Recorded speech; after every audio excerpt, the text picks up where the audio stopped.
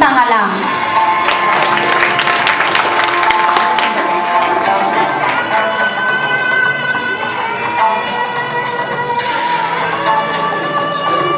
To our President and Rector, Reverend Father Honorato Castigador Rodri, our Vice President for Academics and Research, Dr. Rodora Odehar, to all the academic deans, faculty and staff, to my co-deans listers, and to all the parents here, a pleasant afternoon to all of us. First of all, I would like to congratulate all my co-deans listers. Congratulations to all of us for a job well done for the last semester. Today, I was tasked to give a message to my co-deans listers, to give some tips on how to become a consistent deans lister. I know each one of us have our own reasons and our own ways on how to become a deans lister. So more or less, you know the formula on how to become a deans lister. So it's up to you if you want to maintain it. So now, I would just share how I got this far. They say experience is our best teacher. So I hope that everyone will listen and learn from my experience. It was so overwhelming that I was given this opportunity to deliver a speech on a special occasion like this. I never thought that this day would come, that I will be delivering a speech in front of many people where my audiences are the administrators, faculty, and deans listers of Letran. To be honest, this is my first time to deliver a speech. Because usually I deliver a speech in a classroom as part of a subject requirement. When I was in elementary and high school, I was just an ordinary easy-go-lucky student. In fact, I was a luli student in our honor roll. Anong luli? Lulubog lilitaw sa top 10. So, I did not graduate as valedictorian or salutatorian. That's why I never thought I would excel in college and become a consistent deans lister. When I entered college, I have changed. I am no more an easy-go-lucky student. I became more focused and matured because I have set my goal. I said to myself, I want to become a deans lister. Lagi ko kasing naririnig sa matatanda, magastos daw magpa-college. Kung di niyo po kasi natatanong, 4 po kaming magkakapatid. At 3 na po kaming sabay-sabay na nagka-college dito sa Letran. Kaya ang laki po talaga ng gastos namin. Di rin kasi ako makatanggap sa ibang scholarship dahil sa income ni tatay. Pero hindi nila kino-consider na 3 kami nagka-college. So naghanap ako ng paraan para makatulong ako sa pamilya ko.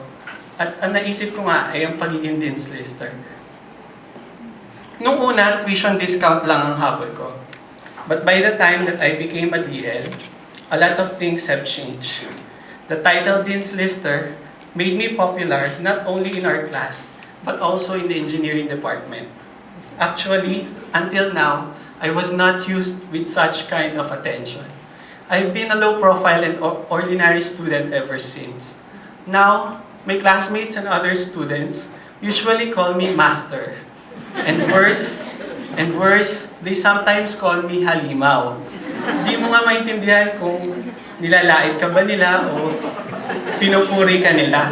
But kidding aside, I was happy that because of being a DL, I was able to help and inspire other students to study harder.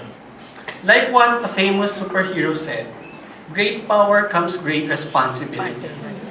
I see being a DL not just a title, but also having a responsibility to others.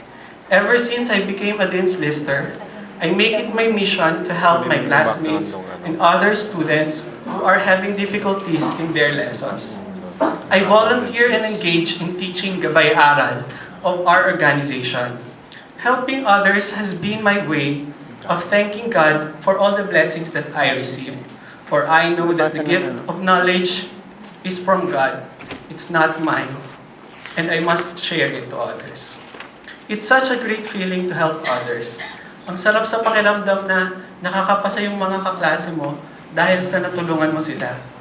At yung pasasalamat na nanggagaling sa kanila ay mas masarap pakinggan kaysa tawagin kanilang DL. Aside from the responsibility with others, we also have the responsibility to maintain what we have achieved, not just for ourselves, but for our parents as well. More than us, our parents are the happiest persons pag nalaman nila na Dean's Lister ang kanilang anak.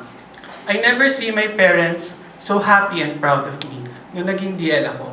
Kung baga, yun yung naging konsuelo natin sa kanila sa pagpapakahirap nila upang mapag-aral tayo. You know yung mga pinagdaraanan nyo at pagdaraanan nyo, I've gone through it also.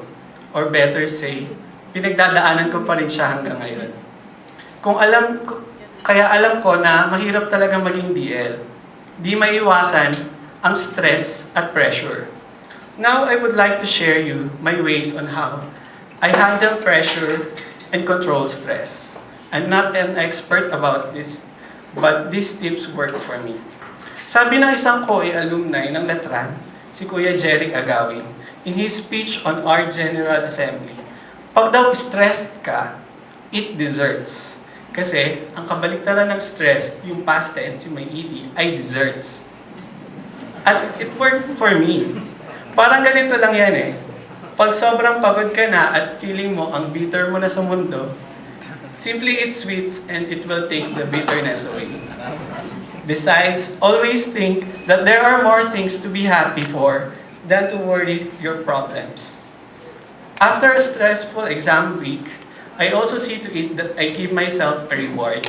I'll buy my favorite foods to pamper myself. Dahil music lover ako, music ang isa ring stress reliever ko. Kapag sobrang dami ng problema at ginagawa ko, I see to it that I give myself a time to unwind. Kumakanta lang ako at nagkikitara. At pagkatapos, nare-refresh na ang utak ko at back to work, gaaral na ulit. It's not bad to do sometimes what makes you happy aside from studying, as long as you know your priorities and you manage your time properly.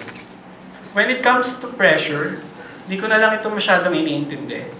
I was so lucky na di ako pinapressure ng magulang ko na maging DL. But it's my personal choice na i-maintain para sa mga magulang ko. In my experience, it's never a smooth sailing journey. Every semester yata, laging may subject ako na sobrang hirap at di ko na yata, parang tingin ko hindi ko naaabutin yung 85. Kapag ganun nga, sinasabi ko na inuunahan ko na sila nanay at tatay.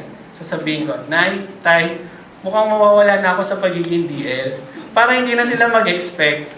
Pero understanding naman sila at sinasabing, gawin mo na lang ang lahat ng makakaya mo at bahala na si Lord. Isang di ko makakalimutang pangyayari sa pagiging DL ay nung isang beses na nag-DL recognition na nag-umili si Rector about high tide and low tide. At that time pa naman, sobrang delikado na ako dun sa isang subject ko. Feeling ko, malapit na akong abutin ng low tide. Sabi ko nga sa sarili ko, nire-ready na ata ako ni Lord na tanggapin kung mawawala na ako sa DL. But with constant prayer and hard work, I still made it. Kaya sa mga kapwa ko DL, di maiwasan na may darating na mga pagsubok. Di mahalaga kung gaano kalaki ang pagsubok na ito. Ang mahalaga kung paano nyo ito kakaharapin. Basta wag lang agad susuko at ibigay mo lang lagi ang makaya mo. If you give your best, whatever the results may be, you wouldn't have any regret. Ika nga sa isang paborito kong quotation, God may not give us all that we want, but God will give us all that we deserve. There comes to a point that I also want to give up. The stress is too much, and maintaining being a Dean's Lister is also tiring.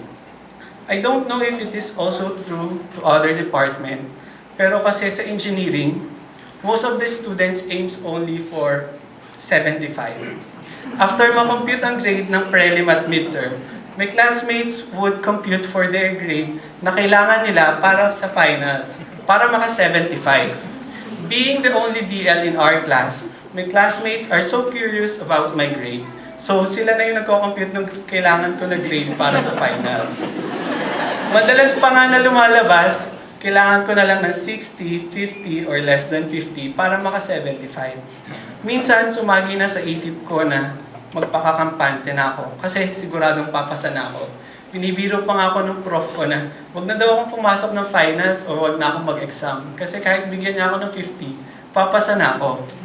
Minsan talaga, naisip ko na okay na yun, kahit di na ako maka 85. But then, I realized, I shouldn't be selfish. My parents are working hard for me to send me to school. And I also want to give them and show them good grades to return the favor. I want to give them the best bonus, which I know they do deserve. So I always try my best to become a Dean's Lister. My parents have been my strength all throughout my life. That's why I would like to take this opportunity to thank them. Nanay, tatay, maraming salamat sa lahat, sa walang sawa niyong pagsuporta sa akin. Mahal na mahal ko kayo at para sa inyo ang lahat ng ito. And to end my speech, I would like to leave you with a quotation. Actually, it is a text message I received from a friend. And I find it inspirational, that's why I want to share it with you. The quote says, "Nothing starts easy. Everything begins at some level of difficulty. But one thing beautiful about life is the fact that what is the most difficult is also the most rewarding." I hope I was able to inspire you with my story. Thank you for listening and God bless.